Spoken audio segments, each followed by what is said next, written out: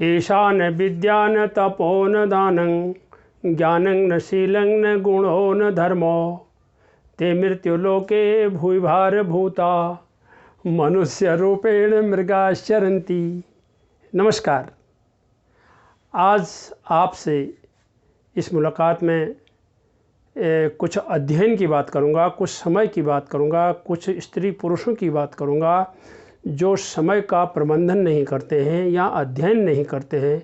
मैं चाहता हूं कि थोड़ा सा उनको भी जागरूक किया जाना चाहिए। हमारे परिवार की तरक्की तभी हो सकती है जब परिवार में सभी लोग साक्षर हों, सभी का थोड़ा सा ज्ञान उनके पास हो, उनकी भी कुछ न कुछ जानकारी हो, तभी जीने का आनंद कुछ और ही है। ये जो श्लोक मैंने आपके सामने कहा था, ये संस्कृत का श्लोक है और इस श्लोक को अर्थ इसका इस तरह से है, ऐसा न विद्या न तपो न दानं। ऐसे व्यक्ति जिनके पास न विद्या है, न तप है, न दान है, न ज्ञान है, न गुण है, न शील है, न धर्म है, वो इस पृथ्वी पर भार हैं और पशु की तरह विचरण करते हैं। अर्थात जो व्यक्ति बिल्कुल भी निरक्षर है, अध्ययन नहीं करता है, तो वो वास्तव में पशु समान, ऐसा कहा गया है। अब आज के ज़माने में भी देखिए, आते आते हमारे सामने मोबाइल आ गया, स्मार्टफोन आ गया। हमारे परिवार के कुछ लोग उसको चलाना नहीं जानते हैं तो थोड़ा सा एक आध बस देख लिया, एक आध व्हाट्सएप का तेरे हाथों में 9 चूड़ियाँ हैं वाला गाना सुन लिया, महिला संगीत का इधर का उधर सुन लिया, बस हो गया। उसके बाद एक आध चुटकुले ज़रूर सुन लिए और यूट्यूब से एक आध कोई और चीज़ देख ली। मेरा इतना कहना होता है कि आपकी व्यक्तित्व का निखार अध्ययन से आता है। यदि आप आपका व्यक्तित्व में तभी बनेगा जब आप थोड़ा साक्षर होंगे, थोड़ा बहुत आपके पास भी जानकारी होगी। जिस युग में हम आज रहते हैं उस युग में स्मार्टफोन के माध्यम से हम सब कुछ जान सकते हैं। मैं उदाहरण देता हूँ।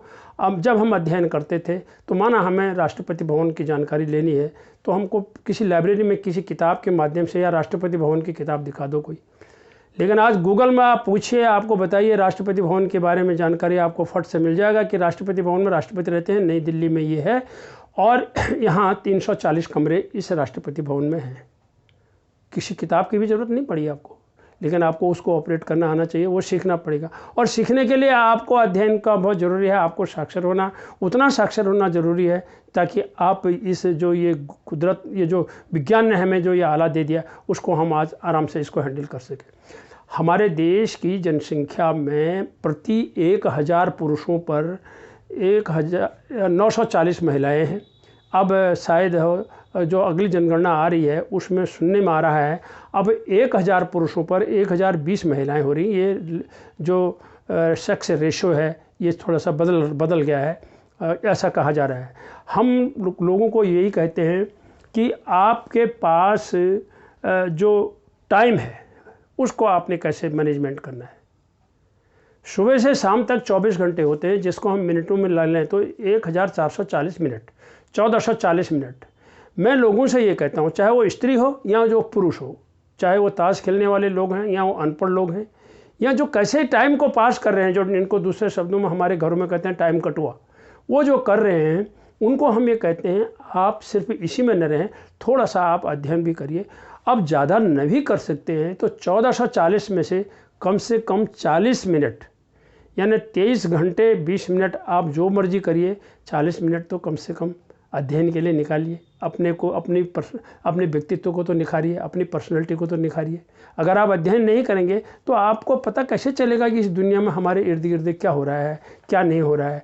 इस तरह से आपको टाइम मैनेजमेंट का सवाल आता है। अब टाइम मैनेजमेंट में अगर हम ले लेते हैं तो 8 घंटे सोने के मैं निकाल देता हूँ, रह गए 16 घंटे।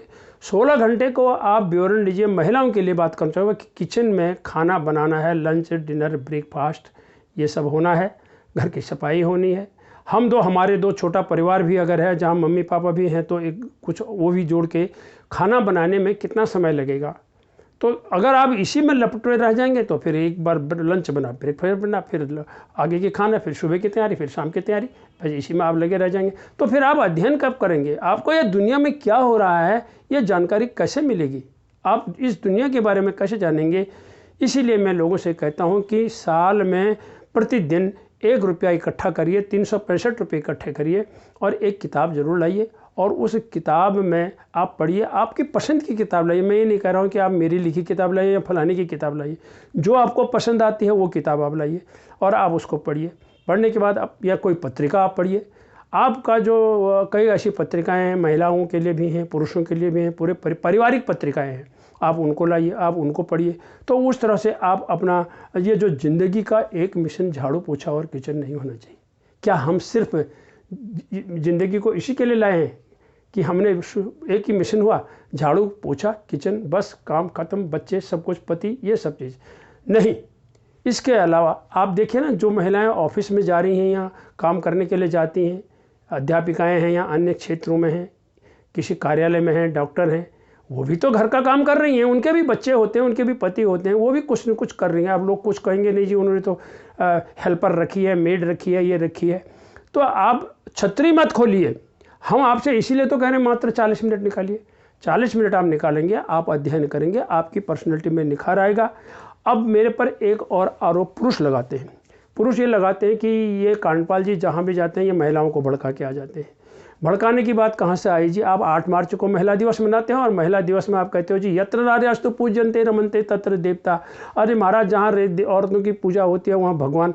अरे पूजने की ज़रूरत नहीं है, उनको कोई पूजने की ज़रूरत नहीं है। उनका साधारण सम्मान आप करिए, उनको थोड़ा सा अवसर दीजिए। आप भी कह दीजिए एक बार, अरे भैया तुम भी पढ़ो, अगर आपको हिंदी आती है तो थोड़ा ABCD भी सीख लो, थोड़ा बिग बास्केट का सामान की पर्ची पढ़ना सीख लो, थोड़ा सा जहाँ से बाज़ार में जा रहे हैं उसमें कितनी डेट ऑफ एक्सपायरी है उसकी, और कौन से तारीख को बना, उसमें मूल्य क्या है, उसमें MRP क्या है, MRP का मतलब जान लो। तो ये कौन सिखाएगा? परिवार के शिक्षित लोग ही तो उनको सिखाएंगे। तो मैं उनको कहता हूँ, आप अगर रियल में अपनी पत्नी से प्यार करते हैं तो बैंक के खाते में आइदर और सर्वाइवर नाम का भी फॉर्मूला डालिए, जिसमें लिखा होता है कि इस खाते को हम दोनों में से कोई भी चला सकता है, और हम दोनों में से एक के नहीं रहने पर दूसरा व्यक्ति इसको चला सकता है। तो एक के चले जाने के बाद, ताकि बाद में ये समस्या नहीं आए। ये तो सभी दुनिया जानती है, दोनों इकट्ठे तो कभी जाएंगे नहीं, एक तो पहले जाएगा, कभी न कभी जाएगा वो। तो मैं इतना ही कह करके आपको ये बता देना चाह रहा था। और जो ये समय का जो हिसाब है, ये आपको अपने बच्चों के साथ भी शेयर करना चाहिए। एक बच्चे के पास एक ज्योतिषी ने बताया कि मैं तेरे भविष्य में ये है वो है। दूसरी पर एक साक्षर व्यक्ति बैठा था, बोला यार इनके पास जाओगे आप एक कुंडली बनाएंगे, ठीक है, हम इनके बारे में अभी कुछ नहीं करें, आप मुझे ये बता दो आपके बच्चे ने पिछले 24 घंटे कैसे बिताए, मैं उसका भविष्य आज आपको बता देता हूँ। उनसे पूछा कि इसकी संगत किसके साथ है, ये किसके साथ जाता है, ये क्या करता है। तो इन्हीं शब्दों के साथ अब मैं सिर्फ इतना ही कहूँगा, समय का प्रबंधन करिए, टाइम मैनेजमेंट करिए, और ज़िंदगी का एक मिशन झाड़ू पोछा और किचन से बाहर आइए। सफाई भी करिए, ये भी चलेगा, लेकिन दिन भर उसी में मत लगे रहिए। अगर ऐसा आप करते रहें तो आपका कुदरत का दिया हुआ ये अनमोल उपहार मनुष्य का रूप और ये मनुष्य जो आप बने, तो फिर इसमें कोई निखार नहीं आया तो हमारा जीवन कैसा रहा, इसके बारे में भी कभी मंथन करिए। मैं किसी को ये नहीं कहता हूँ ऐसा करो, मैं तो आपको जगाने का प्रयास करता हूँ और आपको ये कहता हूँ कि आप जागिए, जज बनिए, और वो जज से जो आपके अंदर है वही मंथन करके बताएगा कि आप क्या सही रास्ते पर चल रहे हैं। नमस्कार, धन्यवाद, नमस्कार।